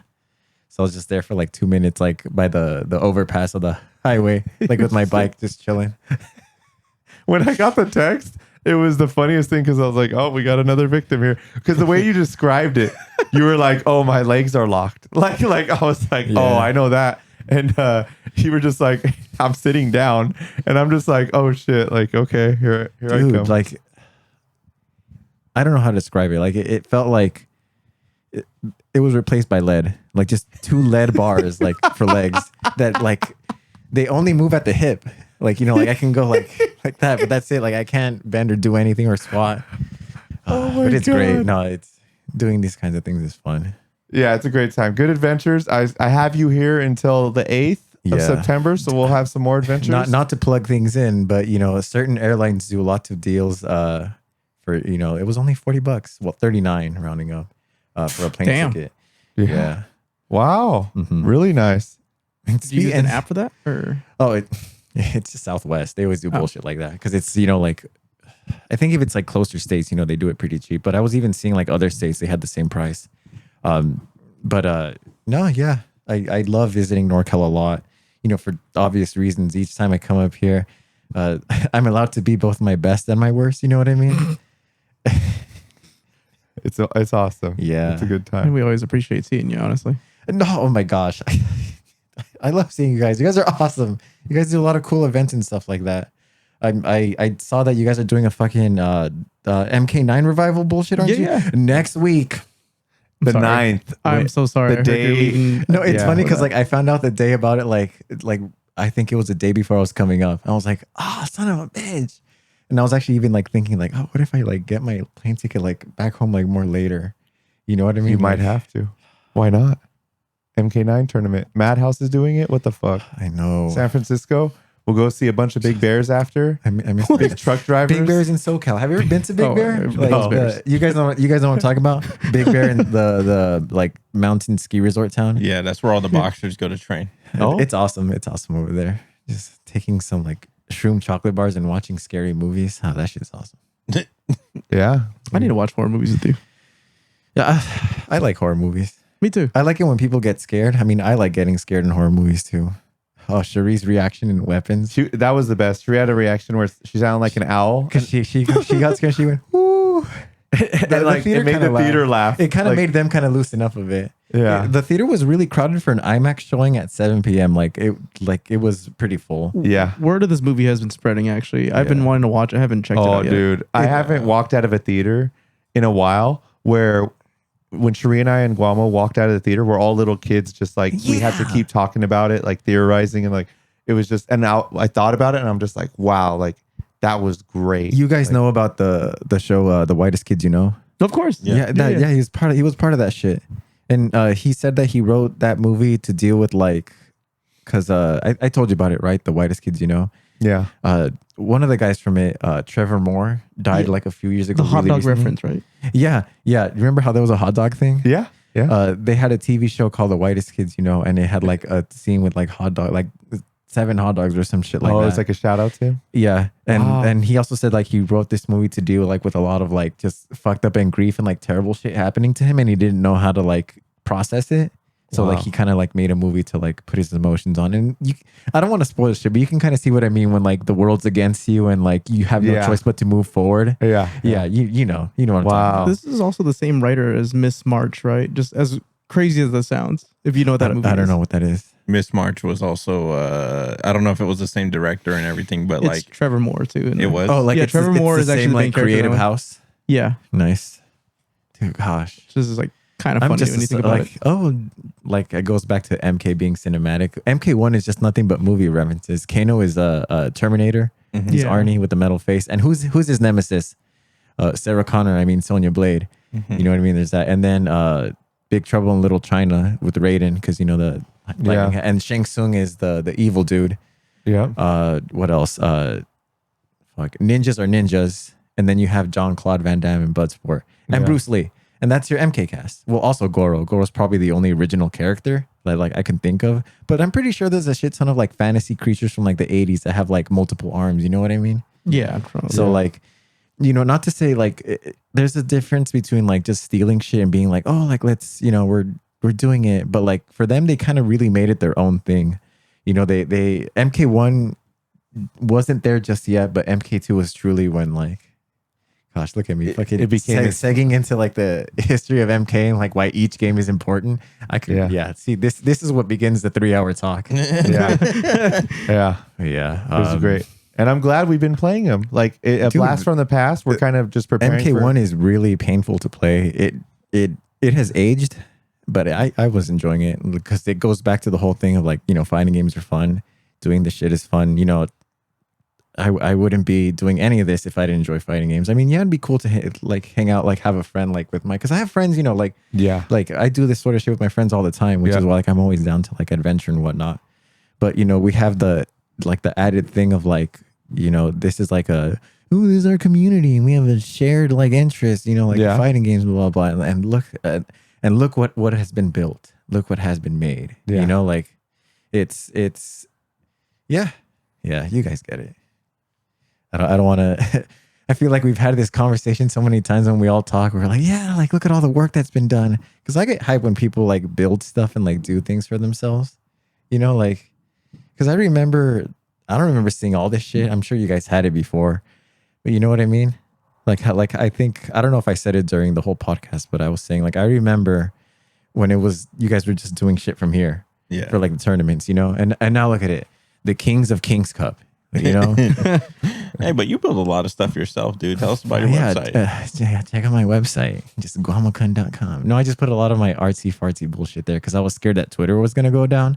So I'm like, fuck, I need something to put like, you know, all the shit that I do. And then I did that. And then, just letting it grow. I also make stickers too. What is some of the inspiration around your art, or just like what's like some of your motivation to like want to put it out there for the world to see? Art, it's the process.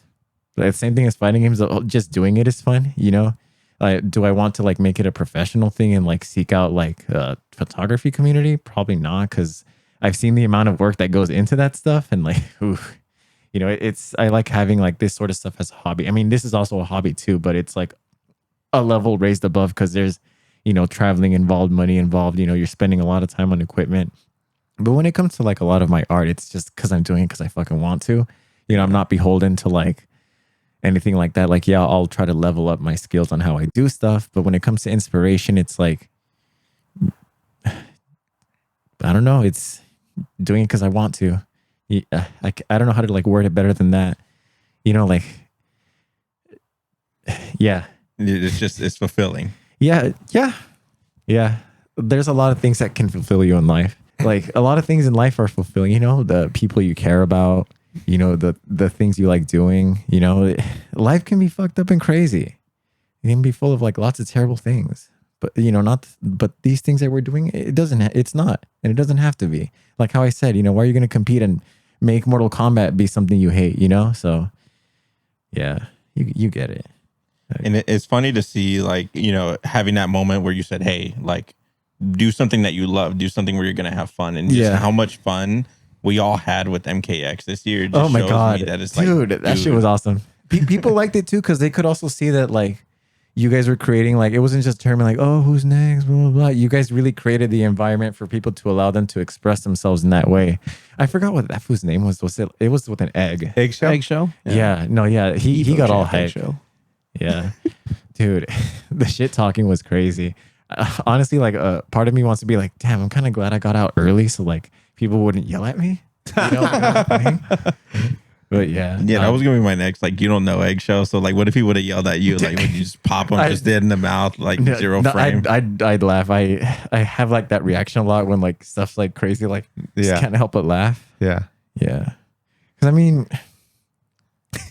I've gotten yelled at for a lot crazier things, and you know, than being quote unquote bad in a fighting game. You know. Oh yeah. So it's what do you say? Apples and oranges. Yeah. You show a lot of heart. I remember. There was the moment I knew Guamo has heart is we played Ninja Turtles Tournament Fighters for the Super Nintendo. You guys know that Tournament Fighter? It's a fighting game. Yeah, Ninja Turtles. And game has infinites. Yeah, it has crazy shit. I learned that. But freaking Guamo, him and I just put on the Super Nintendo. That was another game that I played as a child for the Super Nintendo. Yes, and this was 2014, 2013. Yeah, it was the first year that I was here. 2014. Yeah, he just no. Fuck. Yeah. It was like 2013. It was 2013. Yeah. It was 2013. No, it was 2014 because the Injustice finals were playing and they were barely showing MKX footage, like the first like reveals of it. Yeah. So yeah. Imagine all of our times are wrong and like it just shows like on the side a graphic of like actual dates, like all this happened and it's like 5 years off. Like oh shit. But we were playing Tournament Fighters and I found this thing with Michelangelo. Funny enough, like if you get him in a certain position in the corner and just start fireballing him, he's just stuck, like block stunned, and he's just getting chipped to death and he's just dead. And we played like 80 games and I won all 80 and he's just trying to beat me. And I would keep saying, okay, let's do something else. And he'd be like, nope, I'm going to win one. I'm going to win one. And I was like, this is why Guamo's good, because he has the heart to like, I know so many people that are like, I'm done with this. Like, that's it. Guamo's like, I'm not done until I get a dub. Like, that's it. And this is like, it's like 1 a.m., 2 a.m. Like, I mean, I had nowhere else to go. What else am I gonna do? We're just there. So I'm just like, fuck, man. Fighting like, games are fun. Yeah, it's fun. It's fun when you have that mindset of like, I want to keep playing. I want to keep doing it. We have not talked about the future, what I'm excited for. Because people are talking about Injustice 3 like it might be a thing. And it may be a thing. But I know that like since like MK11, people have been saying that like, oh, NRS is working on multiple things at a time. And they said so. So what if they release like, an Injustice and an MK? Who knows? I don't know. Because like I thought that was going to be a thing like at one point. But apparently not. It seems like their development times are a little bit longer. I know obviously COVID, did a whole thing on like their stuff or whatever. But it really seems I have to ask you guys, did MK1 or MK11 have more content? Because they both had story expansions and they both had multiple combat packs. And MK11, like they kind of stopped support of it, but I feel like did I say MK11? Yeah, MK11, it did have like support and it stopped suddenly. MK1, it felt like it was like a trickling like continuously, and then it like they decided they're gonna like shut it off. So like they both I guess are like not as much content as it could have been. I feel like that's pretty much it with like every MK like NRS game, like like it's missing something because like whatever developmental thing.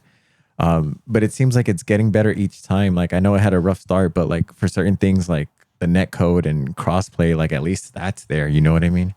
So I'm excited for that kind of stuff.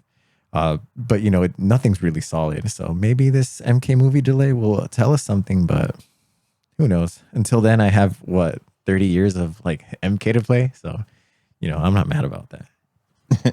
Oh, the Legacy Collection. I'm out here thinking like, I got to bring out my Super Nintendo and all this shit and play these like older versions with Mike. But now they're bringing out the Legacy Collection. But let's hope that it has all the same things that we like, for modern fighting games. Because if it doesn't have that, it's like, I guess that's GG for classic MK. Because they tried that with the Legacy Collection, the Arcade Collection. And for the PS3. And I don't like that port at all.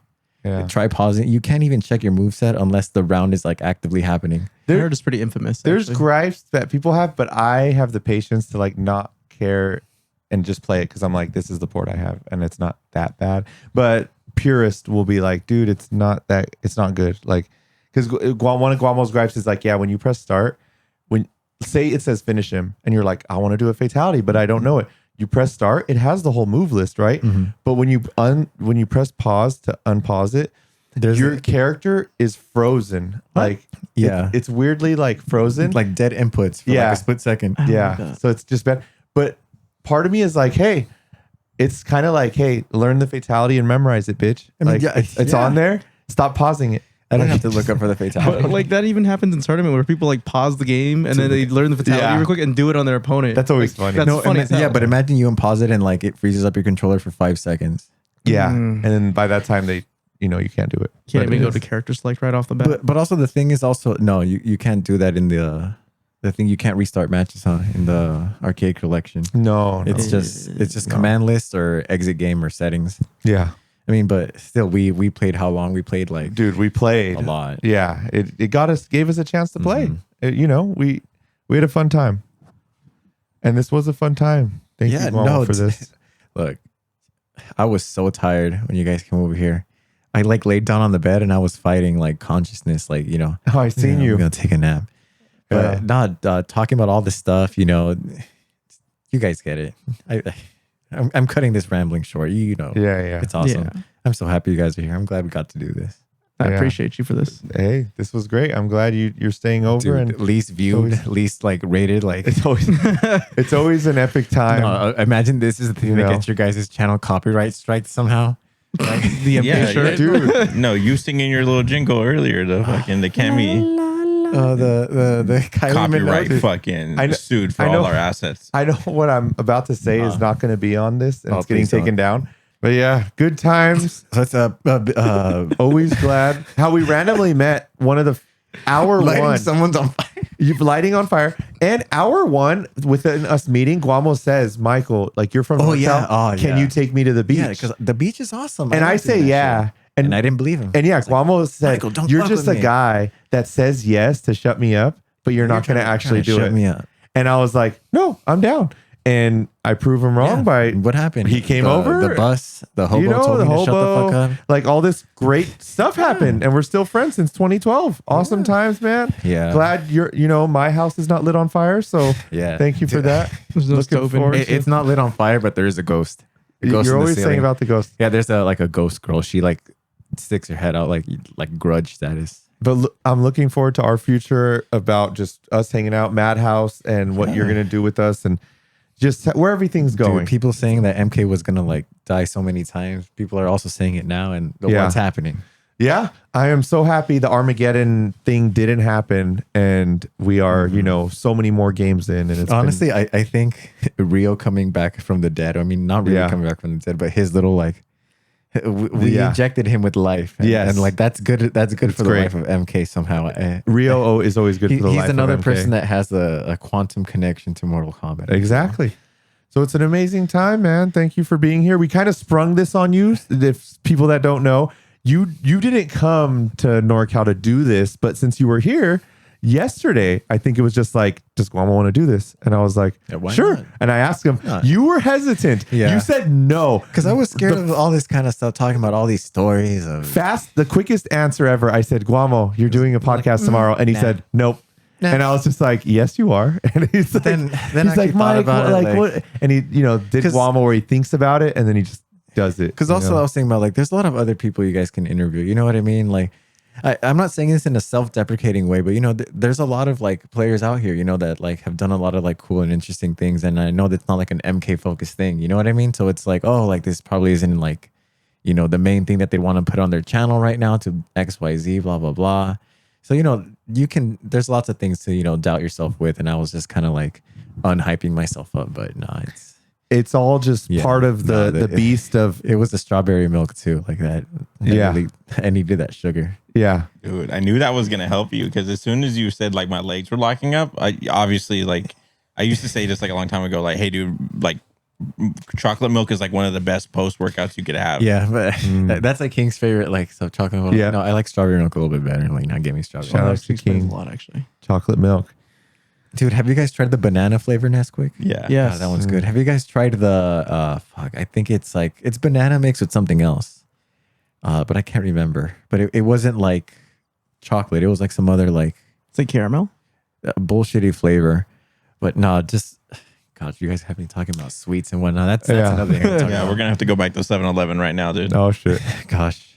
That means we're I think hungry. I think I brought it up that like the 7-Eleven by my house is literally like almost the exact same walking distance from like Yeah, my house. Mike's house. And Yeah. I know I said, I mean, you guys got the joke what I said about doxing shit. Like, I live in San Fernando, like the San Fernando Valley is what it's called.